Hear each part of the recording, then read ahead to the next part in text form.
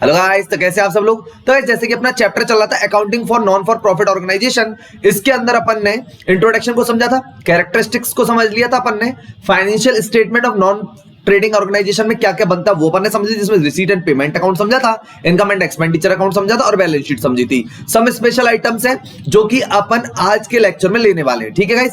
उसके बाद अपन ने नेचर समझ लिया था रिसीट एंड पेमेंट अकाउंट का, इनकम एंड एक्सपेंडिचर का, बैलेंस शीट को समझा था और ट्रीटमेंट समझे थे इंपॉर्टेंट आइटम्स के। नॉन फॉर प्रॉफिट ऑर्गेनाइजेशन में सब्सक्रिप्शन क्या होता है, डोनेशन क्या होता है, एंट्रेंस फीस क्या होती है, लेगेसी क्या होती है, लाइफ मेंबरशिप फी क्या होती है, एंडोनमेंट फंड डोनेशन क्या होता है, treatment of sale of old newspapers and periodicals क्या होते हैं, sale of old fixed assets क्या होती है, होनोरेरियम क्या होता है, गवर्नमेंट ग्रांट्स क्या होती है। तो ये अपन ने समझ लिया था, ठीक है गाइस। तो आज अपन समझने वाले हैं सब्सक्रिप्शन के बारे में।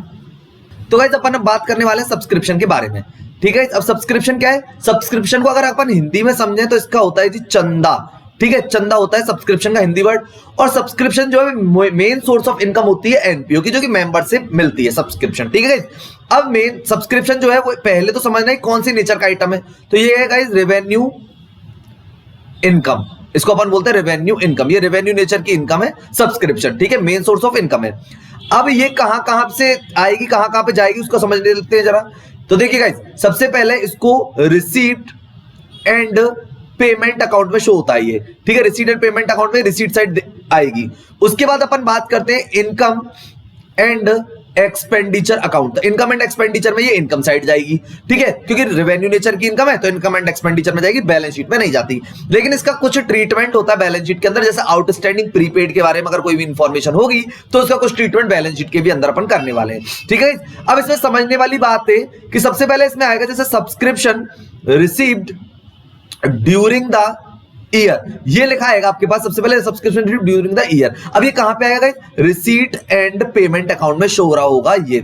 इसको अपन बोलते हैं subscription received during the year, यानी कि जितना भी अपन को सब्सक्रिप्शन रिसीव्ड हुआ है ड्यूरिंग द ईयर वो रिसीट एंड पेमेंट अकाउंट में रिसीट साइड दिखेगा, ठीक है, अपन उसको लिखेंगे। उसके बाद गाइस इसमें ना एडजस्टमेंट करते हैं, तो इसमें ऐड करेंगे अपन outstanding at the end. Outstanding at the end इसमें अपन क्या करेंगे जी, ऐड। अब आप बोलेंगे कि आउटस्टैंडिंग एट द एंड क्यों ऐड कर रहे हैं, क्योंकि जो आउटस्टैंडिंग जो सब्सक्रिप्शन है, यानी कि वो सब्सक्रिप्शन जो हमने एनजीओ ने कमा लिया है लेकिन उसे मिला नहीं है, तो वो इसी साल की उसकी इनकम है, इसीलिए outstanding at the and add किया जाता है, क्योंकि करंट ईयर की इनकम है। इसकी बात समझ में आ रही है, इस करंट ईयर का सब्सक्रिप्शन रहेगा ये, ठीक है। दूसरी बात इसमें लेस करते हैं अपन आउटस्टैंडिंग एट द बिगिनिंग।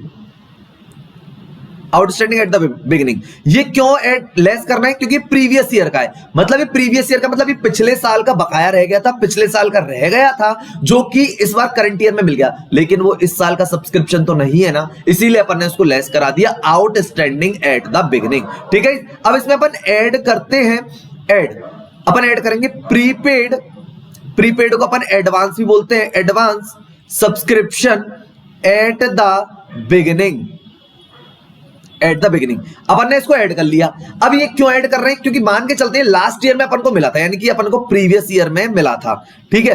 अब ये प्रीवियस ईयर में मिला था एडवांस, तो इसका मतलब ये इस साल का था यानी करंट ईयर का था, तो इसीलिए अपन ने इसको ऐड कर दिया प्रीपेड या advance subscription at the beginning, ठीक है। अब इसमें से लेस क्या करते हैं उसको भी समझ लेते हैं। प्रीपेड बोल सकते हैं इसको, ठीक है, या फिर अपन बोल सकते हैं advance subscription at the and, ठीक है। करंट ईयर में ये मिलता है, लेकिन ये हमारा कब का है जी, नेक्स्ट ईयर का है, यानी कि नेक्स्ट ईयर का, इसीलिए अपन को इसे माइनस करना पड़ता है, क्योंकि ये अपना करंट ईयर का नहीं है, लेकिन ये मिलता करंट ईयर में, नेक्स्ट ईयर का यानी अगले साल का मिला है, तो इसलिए अपन ने इसको लेस करा दिया। और जो प्रीपेड अपन को लास्ट ईयर मिला था वो इस साल का था, इसलिए अपन ने उसको ऐड करा दिया। तो प्रीपेड यानी advance subscription at the beginning अपना ऐड होगा, तो prepaid advance subscription at the and अपना लेस होगा, ठीक है। आउटस्टैंडिंग जो अपना करंट ईयर का रह गया है उसे अपन ऐड करेंगे, और आउटस्टैंडिंग जो पिछले साल का था, प्रीवियस ईयर का था, अगर वो इस साल मिलता है तो उसे अपन लेस कराते हैं, ठीक है गाइस। उसके बाद जब ऐड लेस कर देते हैं तो जो भी अमाउंट आएगी उसको अपन ट्रांसफर करेंगे इनकम एंड एक्सपेंडिचर अकाउंट में। कौन सी साइड गाइस, इनकम साइड, ठीक है। तो इनकम एंड एक्सपेंडिचर में जाएगा, क्योंकि रेवेन्यू नेचर की इनकम है। तो आई होप कि ये बात आपको अच्छे से समझ में आ गई होगी। अभी अपन क्या करेंगे, इसको समझेंगे कि इनकम एंड एक्सपेंडिचर में अपन को शो करना है इसको, फिर उसके बाद इसका ट्रीटमेंट अपन को बैलेंस शीट में भी समझना है, ठीक है। तो अब जरा उसको भी समझ लेते हैं एक बार।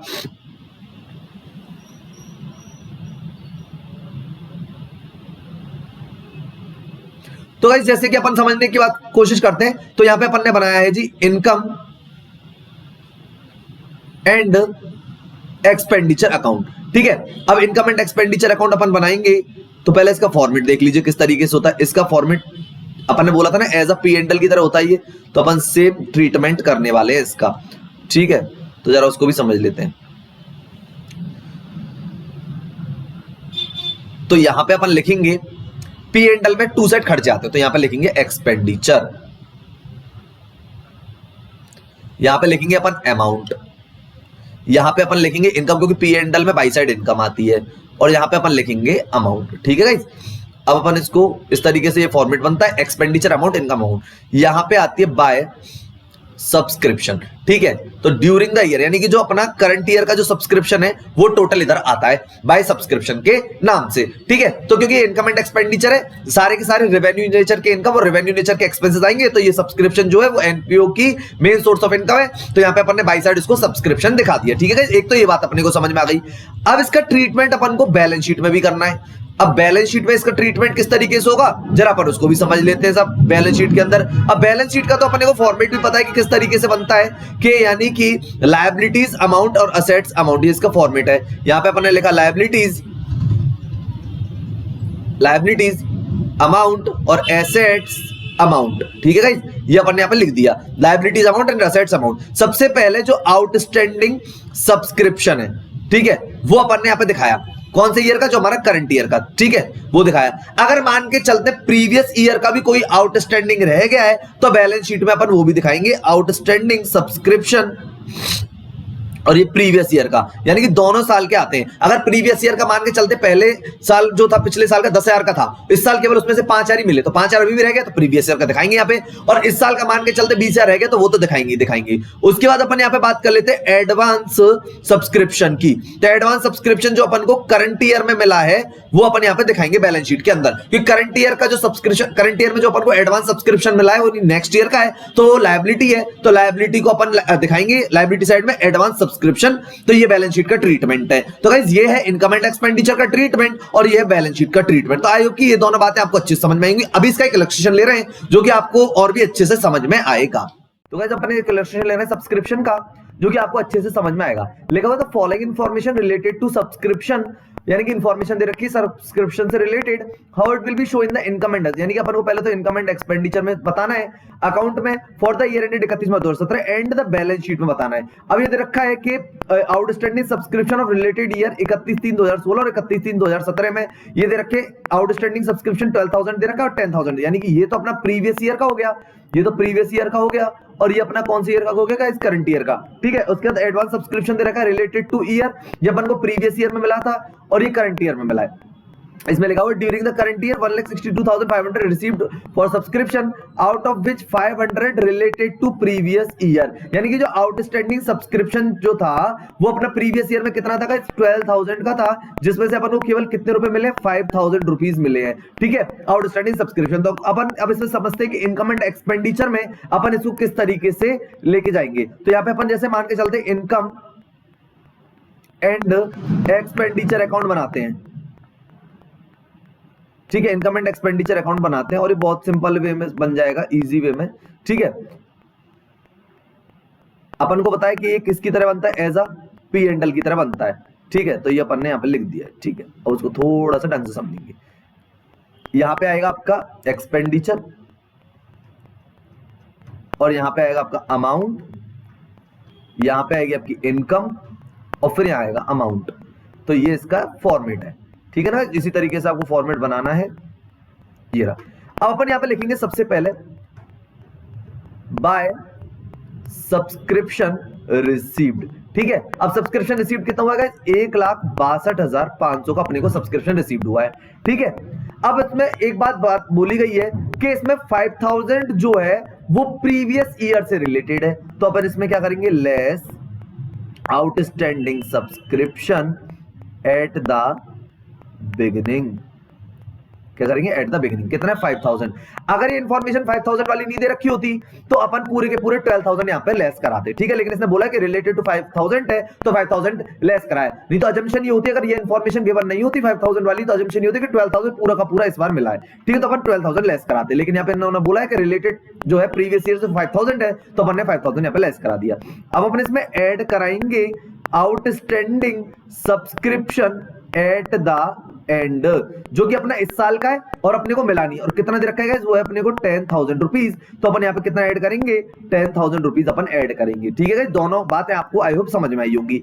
उसके बाद अपन बात कर लेते हैं एडवांस, यानी कि एडवांस बोले तो प्रीपेड सब्सक्रिप्शन के बारे में, जो कि 2016 में यानी 2016 में कितना मिला था 1100 का। अब ये समझने वाली बात है, अगर 2016 में कोई एडवांस मिला है इसका मतलब वो 2017 का है, तो अपन 17 की बात ही कर रहे हैं, तो अपन को ऐड करना पड़ेगा यहाँ पे, यानी कि advance subscription at the beginning, ठीक है guys, eight the beginning upon add करेंगे, कितना बिगिनिंग का ऐड करेंगे 1100 का, ठीक है गाइस, और ये जो अपन को 2500 जो दिख रहा है यानी कि 17 में अगर ये एडवांस मिला है तो इसका मतलब कौन सी ईयर का 18 का, तो अपन को वो लेस कराना पड़ेगा, यहाँ पे लेस कराएंगे कि advance subscription at the and, कितना गाइस 2500 का, ठीक है, तो ये अपन करेंगे। इसके बाद कोई भी इंफॉर्मेशन अपने पास अवेलेबल नहीं है तो जो भी था अपन ने कर दिया, चारों चीजों का आउटस्टैंडिंग एट द बिगिनिंग अपन ने लेस कराया, आउटस्टैंडिंग एट द एंड अपन ने ऐड कराया, advance subscription at the beginning अपन ने ऐड कराया है, और advance subscription at the end अपन ने लेस कराया है। अब अपन इसका टोटल कर लेंगे तो 1,62,500 है,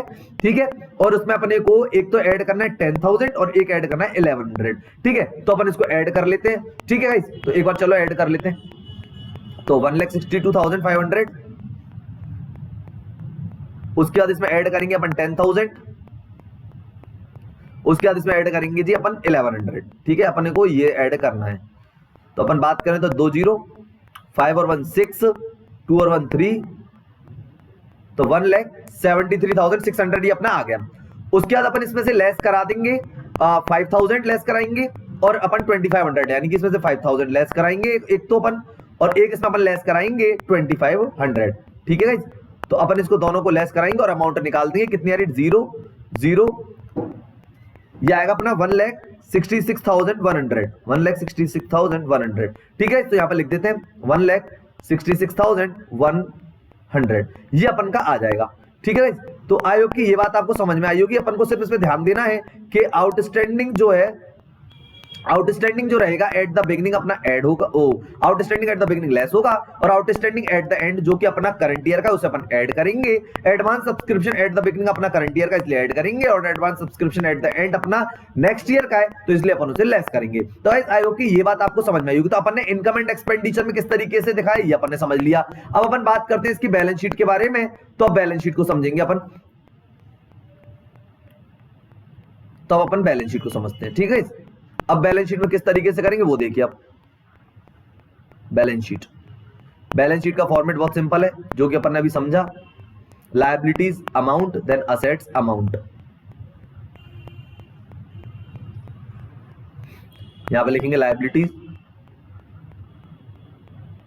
अमाउंट एसेट्स अमाउंट, ठीक है। सबसे पहले बात कर लेते हैं आउटस्टैंडिंग सब्सक्रिप्शन, जो कि अपन को मिला नहीं है तो हमारी इनकम है तो असेट साइड दिखाएंगे। आउटस्टैंडिंग सब्सक्रिप्शन एक तो दिखाएंगे 2016 का और एक अपन दिखाएंगे 2017 का। अब गाइस 2016 का जो था 12,000 था, उसमें से अपन को 5,000 मिल गया तो कितना रह गया अपना 7,000 रह गया, और 2017 का अपना कितना था 10,000 था आउटस्टैंडिंग सब्सक्रिप्शन, तो 10,000 लिख दिया, और टोटल अपन कितना दिखाएंगे 17,000 का। तो अपन ने बताया था जब अभी समझाया था आउटस्टैंडिंग सब्सक्रिप्शन का, अगर प्रीवियस ईयर का भी कोई रह रहा है तो आएगा। तो प्रीवियस ईयर का गाइस पूरा था टोटल 12,000, उसमें से 5,000 अपन को मिल गया, तो अभी भी कितना रह गया 7,000, तो वो अपन ने यहाँ पे ये दिखा दिया है, और 10,000 अपना करंट ईयर का जो रह गया था वो दिखा दिया, तो टोटल 17,000 का रह गया है। अब बात कर लेते हैं गाइस लायबिलिटी साइड में एडवांस सब्सक्रिप्शन के बारे में। एडवांस सब्सक्रिप्शन जो कि अपन को मिला है करंट ईयर में, ठीक है, और वो भी कब का है नेक्स्ट ईयर का, तो वो अपनी क्या लायबिलिटी है। तो देखते हैं कितना अमाउंट दे रखा है आउटस्टैंडिंग सब्सक्रिप्शन के बारे में।